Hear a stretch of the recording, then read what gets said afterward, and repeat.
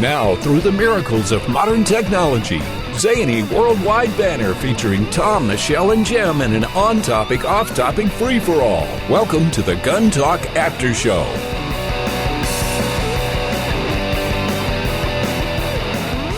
All right, we are starting the after show because, well, we have to start at the beginning somewhere. I'm joined today by the inimitable Michelle. Hi, Michelle. Hi, how are you? I don't know what inimitable means. I was going to ask you to spell that. I can't find it. I can't say it, but let's spell it. Jim's over there in the corner because we won't let him actually come and play with us. I'm no dummy.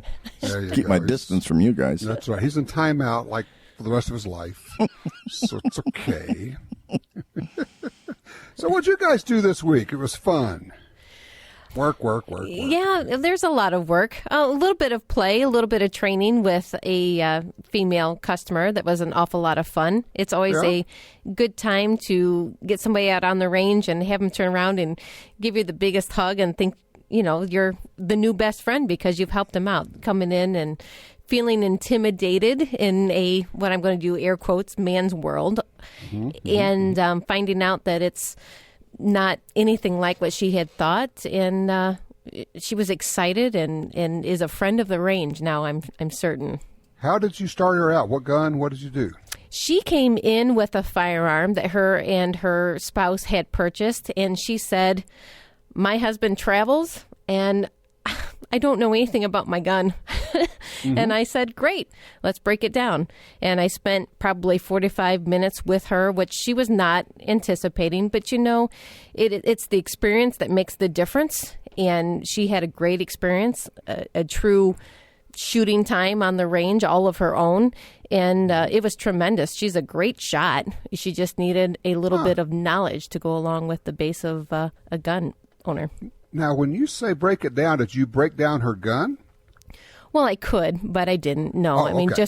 just breaking down, you know, what the trigger task pull and what is, we're and gonna do. Okay. yeah. So it occurred to me while you were doing that. I was thinking, you know, what would you guys think about the idea of when somebody starts out and say, okay, first thing we're going to do is basically field strip your gun, and then put it back together so you can see it's not this, you know, mass of metal that is undecipherable. It's actually, you know, you got a barrel and a slide and a spring and a grip, basically. That's how the whole thing works. I wonder if there would be some value in starting out that way. I think that's what some people need, but for others, I think it could be overwhelming amount of information given at once. Okay. Yeah, of course, for me, I'd have to just go look it up online. What is all this stuff here? So. We all know you're a gun geek already, so you probably already knew it coming in.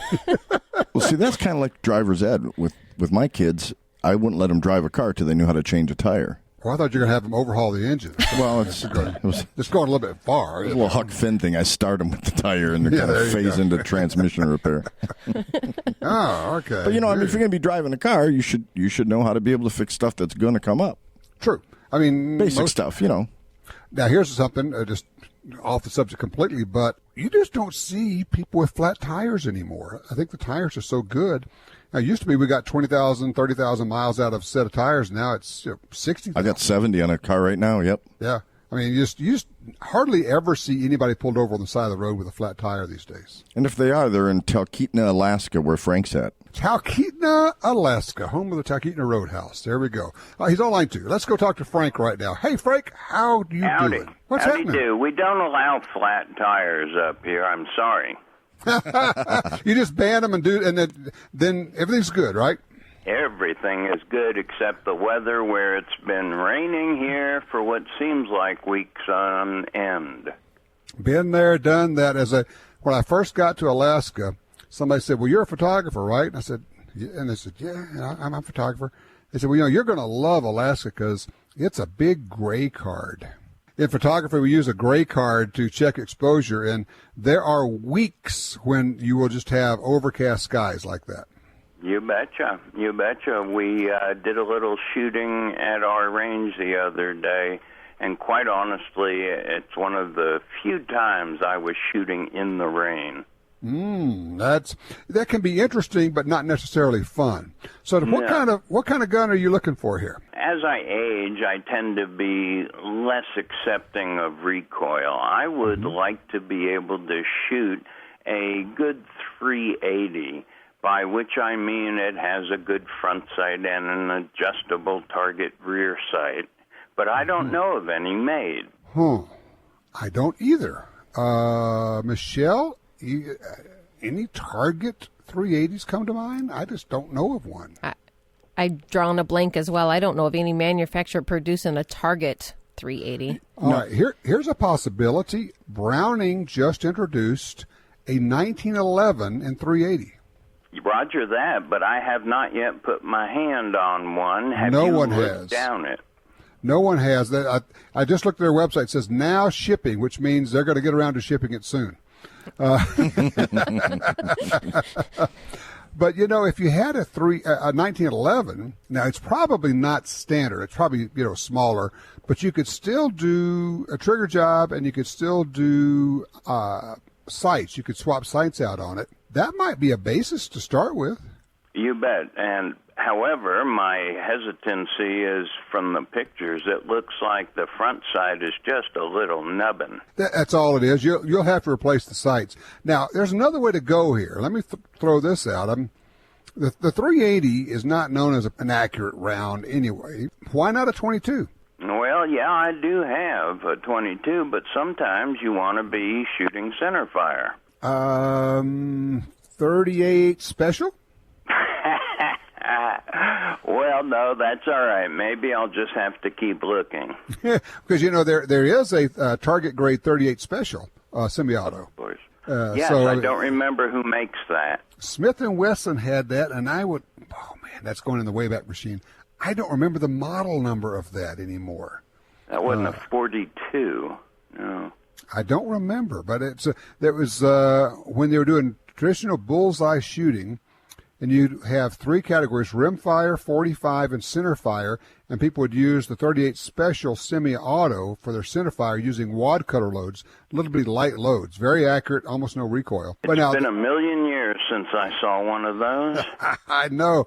Now, of course, another way to go, obviously, is you could go 9mm and get some light loads. And there are a lot of good target grade 9mm out there. Mm-hmm. Yep. So, okay, I wanted to thank you, and as always, I'm a dedicated fan of your show. Thank you, Frank. Appreciate the call.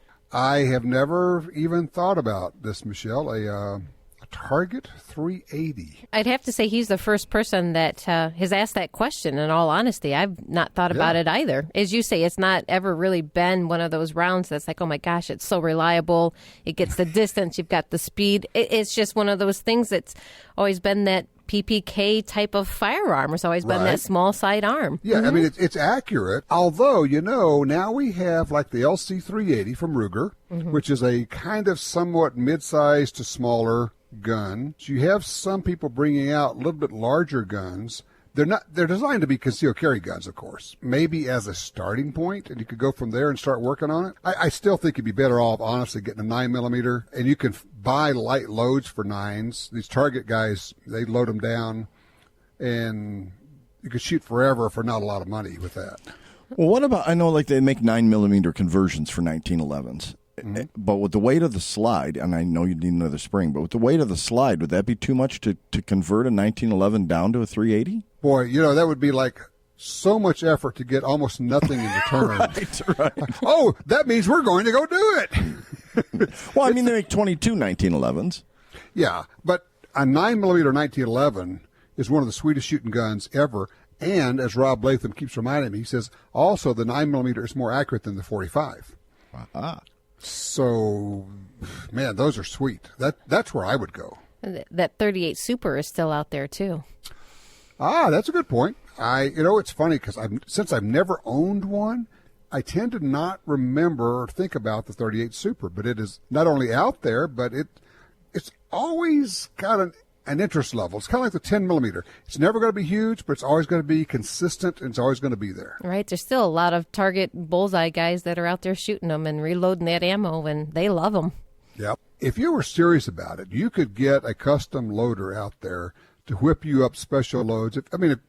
I guarantee if you call Mike McNett and say, okay, I need 10,000 9mm loads, but I want it to use a 115 grain bullet, and I want it to be going this fast, assuming he could, check that out in his lab and make sure it's safe, he'll load them for you. There are a lot of outfits like that who'll do that. And I'd like it in a blue, please. That's right. So you just got double tap ammo. I can fix you up there, so that'll go. You're right, Michelle. That is the first time in 20 years I've ever had anybody ask about a Target 380. We're going to get calls the next 2 weeks. So, well, don't you know that so-and-so and so-and-so make them and blah, blah, blah. Okay, great, fine. We just, Frank could be onto something new for the industry. The GT25 in 380. Stop helping. Oh, my gosh. It's the only 4-pound gun that's used 380. That's right. No recoil.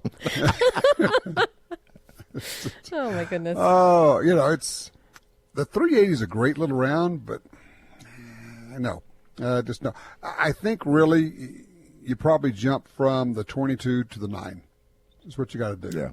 And I still think if you're just shooting targets, how do you beat one of these accurate 22s out there? They're just, and whether it's, it doesn't matter the brand, a Smith or a Ruger or, there are a lot of people make really delightful target grade 22s. Well, like that Mark III has been around forever as Mark I, Mark II, obviously. Yeah. But what a sweet gun they are.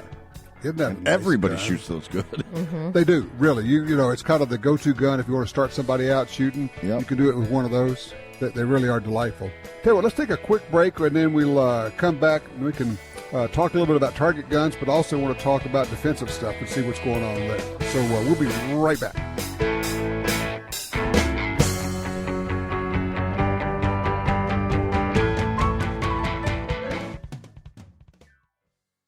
No matter what gun you have, you want it to hit harder, shoot faster and flatter, and be more accurate. You get all that with the ammunition from Double Tap. Double Tap's experts select the best bullets, then load them to higher velocities while keeping safe pressures. Shoot small groups. Shoot farther. Use custom hunting loads in your handgun or rifle. Even fire 2 projectiles with one shot. DoubleTapAmmo.com. That's DoubleTapAmmo.com. In the war on terror, fighting crime in the streets, in competition and homes around the world, one name in firearms stands out: Sig Sauer. Our pistols and rifles are renowned for their unfailing performance. This same commitment to excellence can be found in our line of SigTac accessories and the training offered by the Sig Sauer Academy. For unmatched quality, reliability, and innovation when it counts, choose Sig Sauer. Visit SigSauer.com today.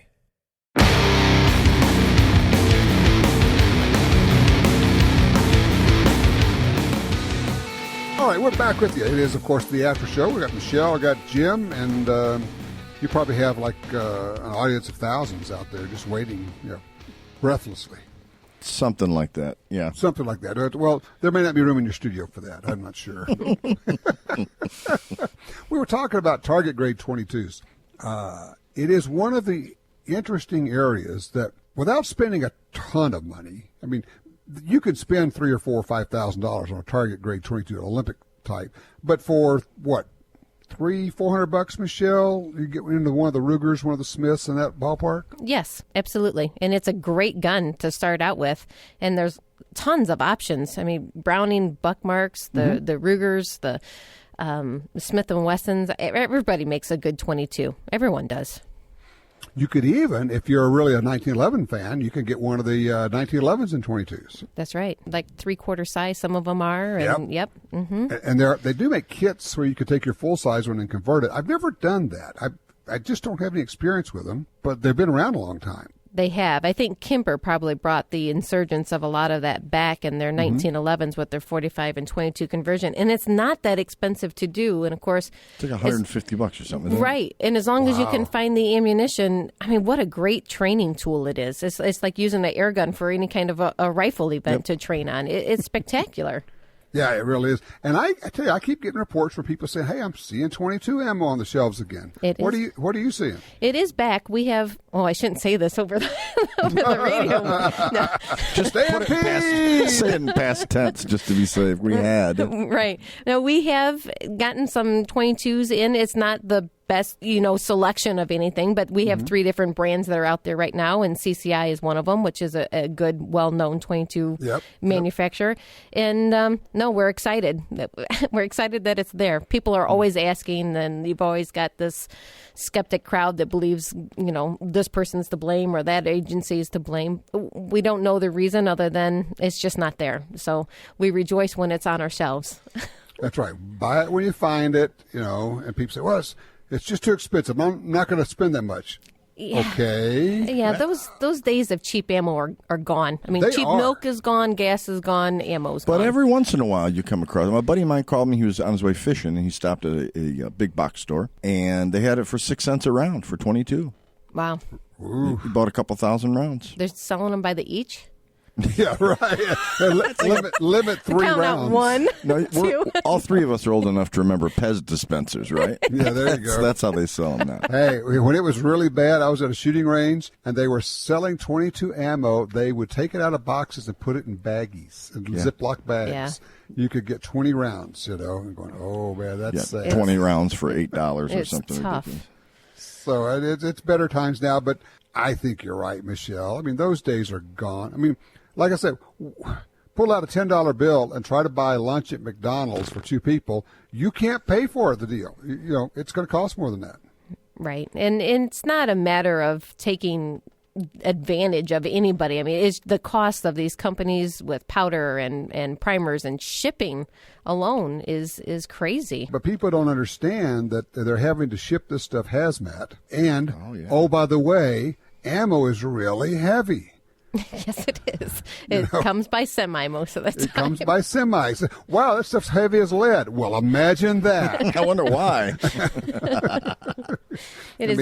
Anybody's picked up one of those ammo boxes that has 500 rounds of 45 in it, you can pull a shoulder out of socket trying to grab one of those things. That's right. We're getting some interesting ideas on making donations. Did you just love that guy's call? I thought that was great because, like he said, you're not going to miss $5 a week. It goes into your account, and it just gets automatically auto pay some kind of it.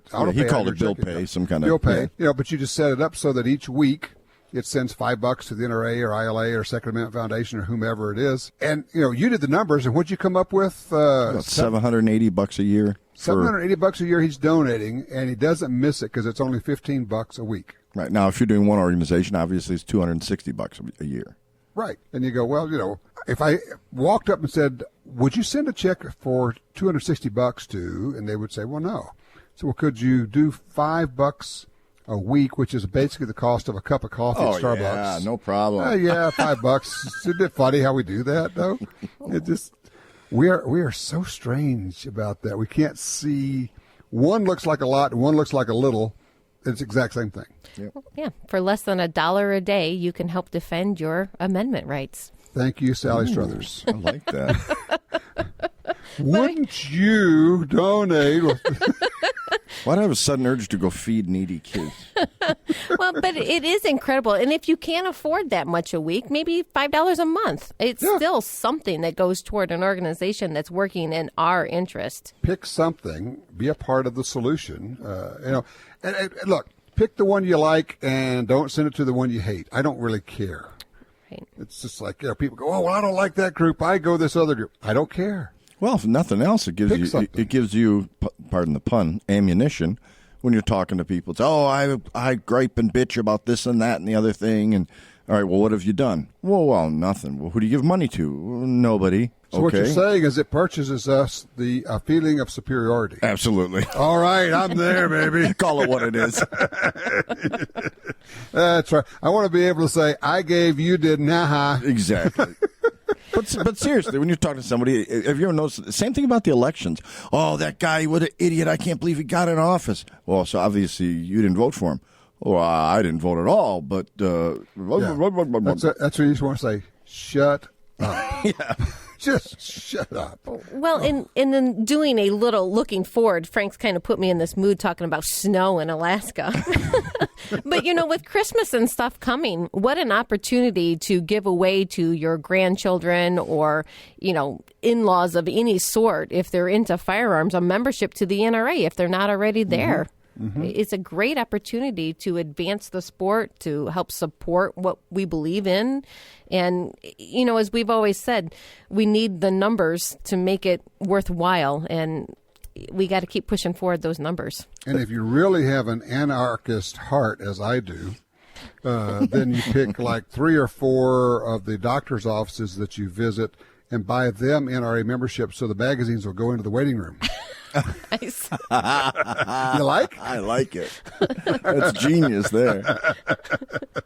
But do you go to see if they're really in the waiting room? It's going to be there anyway, yeah. Well, no, actually what you do is they do the thing that I started, it was like 10 years ago, we called it Operation Mag Drop.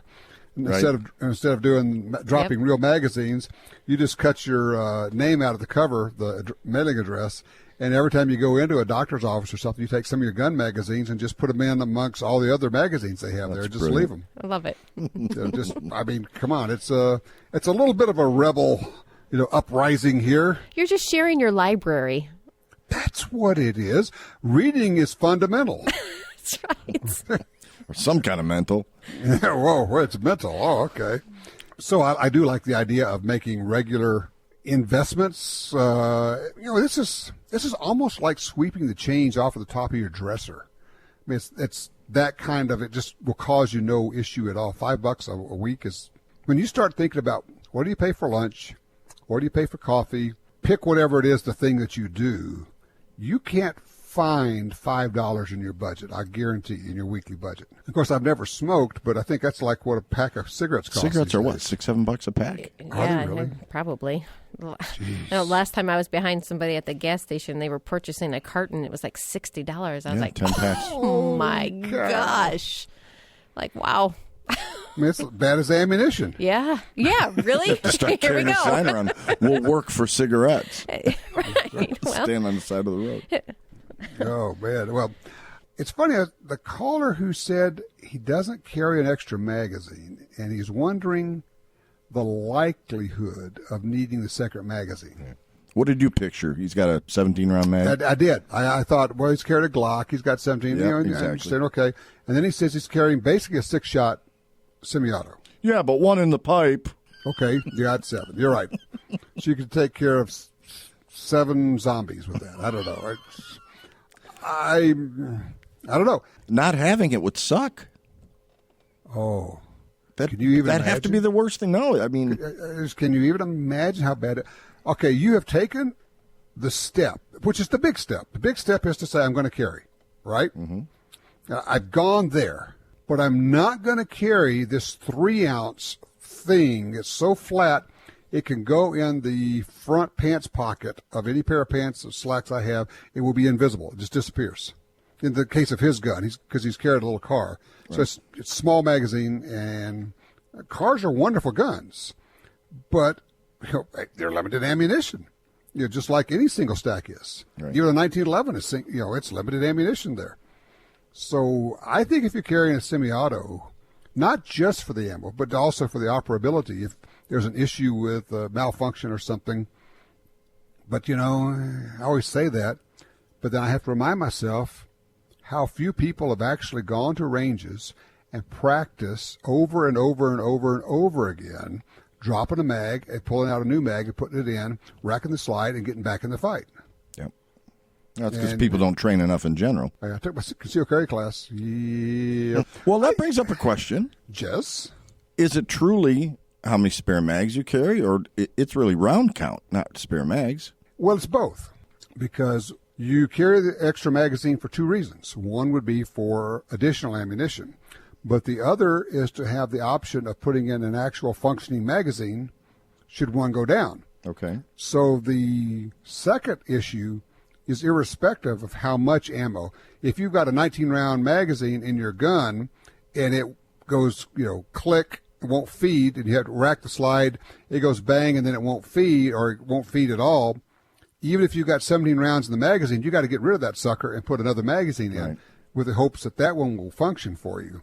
So it's really 2 things. It's round count or capacity, and the other is the option of having another magazine that fixes a feeding problem. Okay, yeah, I guess I was thinking more like the little LCP I carry occasionally. I carry 1 or 2 spare mags for the reason that it's only holding 6 rounds anyway. Well, let me make a suggestion on that. Just get another pistol. All right, I'll be right back. I'm heading to Cleveland's Outdoor World, conveniently located on... No. Michelle will just reach into her purse and pull one out for you. Oh, do you need another gun? Here, I have a spare with me. Still got tags on it. She's got my 4473 already filled out. Wait a minute. I got your back, Jim. I'm there. She's called it in. You're good. Oh, I'm sorry. You've been denied again. Again? They never found the body. I don't know why I keep getting turned down. Oh, no. But seriously, when you're talking about something as small as an LCP, a second LCP is actually smaller and lighter than a second Glock magazine. Ooh. 2 LCPs. It's a whole lot faster than trying to reload an LCP is to just pull out the second gun. Plus, it's the same platform. Swap magazine myself. And it also gives you the option of doing the running and then sliding and shooting 2 guns as you slide across the floor. If my hair is right and the lighting's good. That's right. He's got the right pants on. Which one is my camera? Oh, camera 2? Okay, take 3. Oh, we got it. Okay. Well, and I think kind of along that point, too, when you're talking about a spouse or significant other, in picking or choosing the right firearm for them, that's part of the delicacy of finding a gun. It is, okay, you're going to obviously only allow so many rounds if you pick a smaller gun. You're only going to allow 5 or 6 rounds if you pick a revolver. Right. But even if you get into the bigger 1911s, you're still limited with a 7 round, or if you can get a 10 round magazine into your gun, you have that magazine sticking out. But, when you're dealing with your significant other that has a firearm, you kind of count on that ability for them to step into the plate, but that's not a sure thing necessarily either. I took the spare magazine out of my pocket. I'm looking, 7 rounds. Okay. So I've got 8 in the gun that I'm carrying, 7 plus 1, and then 7 in the extra mag. It's sitting in my left front pocket where I can pull it out if I need it. And, it's not ideal. It's not as good as having it in a mag pouch, but it's all part of the compromise that we make. And there's the key is the compromise because, I'd love to carry an AR. Boy, yeah. It's kind of inconvenient to, when you can't carry a bazooka. Right. Yeah.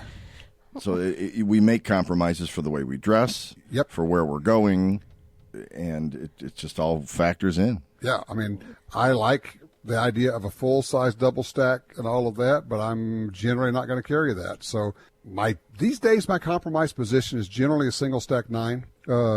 Shield LC9, XDS. Now there's where the open carry guys can step in and say, we realize we're forfeiting the strategic aspect. That's right.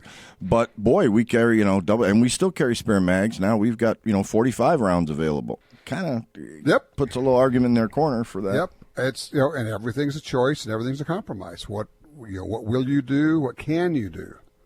If you are carrying at a place where you're not supposed to carry, where your employer says don't, but you're going to carry anyway, then you're probably going to go small and deep cover, deep concealment. So, all right, here's a question for you. Do you want some theme music behind it? Dun, dun, dun, dun. Oh, you go to a place where it's not illegal to carry, but they do have a no gun sign. And in a lot of states, a no gun sign is not does not have the weight of law. Okay. Do you carry anyway? I used to say no, and now I say yes. I wonder who's listening before I answer. Everyone. It's not illegal. Oh, if it's not illegal, then it's not illegal. Doubt. Then no doubt. No, it's not illegal. There's no weight of law. In a lot of states, a no gun sign has no weight of law.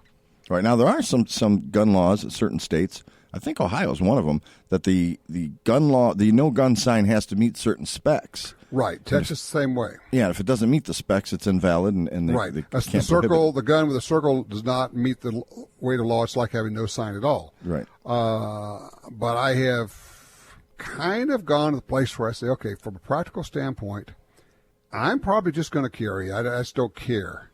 Now, I would prefer to go somewhere else, but sometimes you can't, and you do what you got to do. And well, here's an example for you. Yeah. Our local mall, it's totally cool to carry there. And they just had a shooting there last Friday, I believe it was, 2 days ago. Right.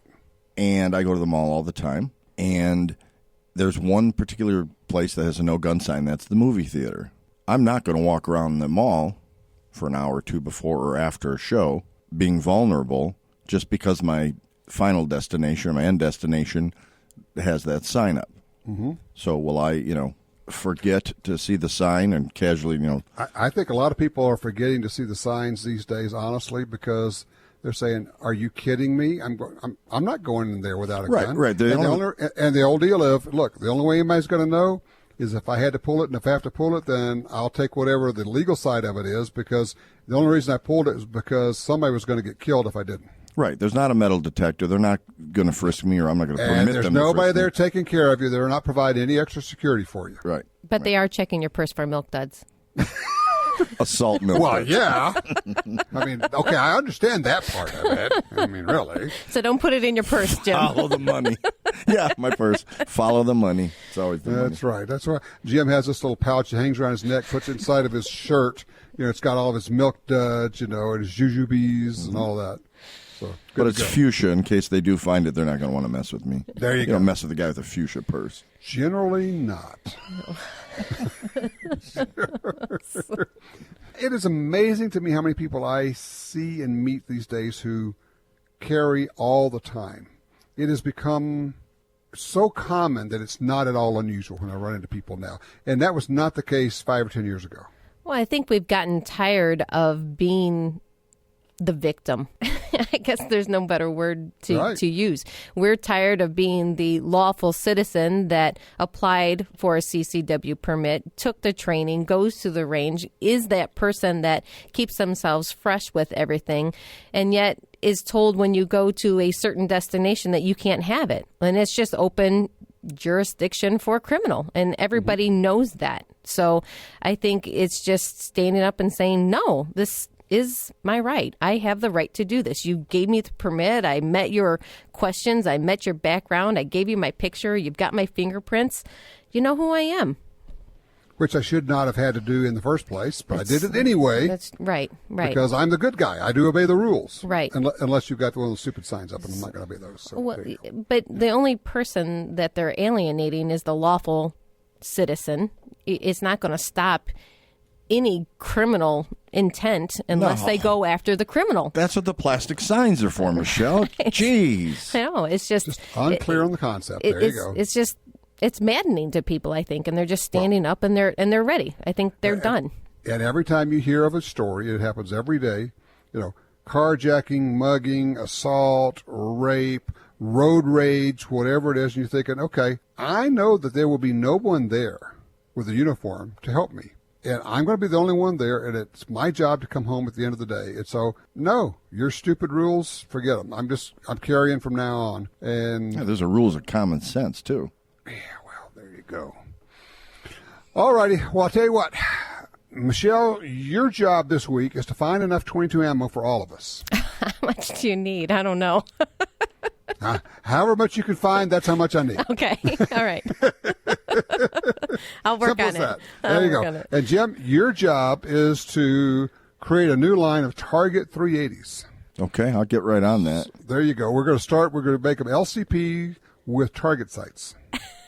So I'm just going to take a 45 and use shims. It's now a Target 380. It's a little sloppy. It's not that accurate, but yeah. But hey, it's got a great trigger, so why work, right? I don't hit squat with it, but boy, sure it's fun to shoot. Got the only Target 380 in the world. There you go. All righty. Okay. Well, you guys have a good week, and we will pick this thing up again next Sunday. Sounds good. Be safe. Bye, Tom. Tell your friends about the Gun Talk After Show, a more informal setting featuring Tom, Michelle, and Jim commenting on topics that are important to you. Available on iTunes and other podcatchers, and the Gun Dealio smartphone app for iPhone and Android.